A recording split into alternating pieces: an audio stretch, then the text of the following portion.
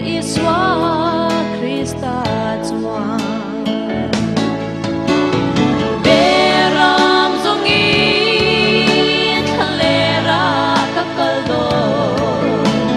Gong Bung Bole Pleasing upon Se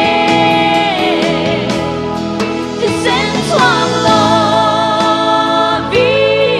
Swan Ai Dam Na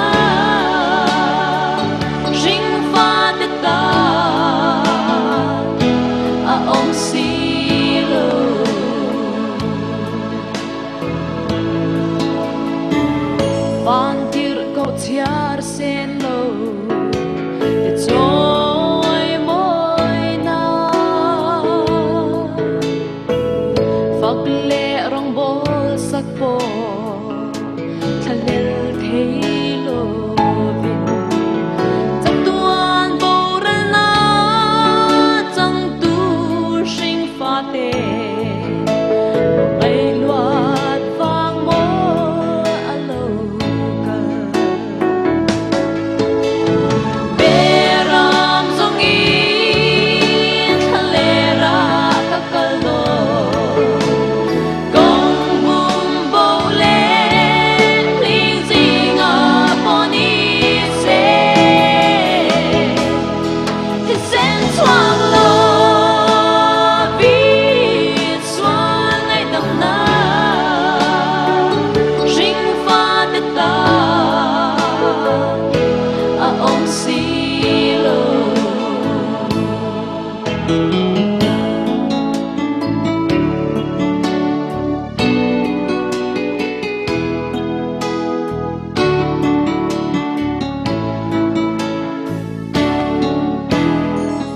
Lay on to